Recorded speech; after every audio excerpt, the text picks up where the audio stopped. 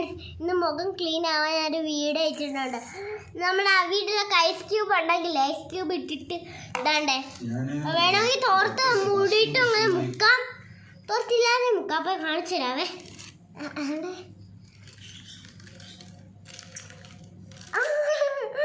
നല്ല രസാ, നല്ല തണുപ്പാ.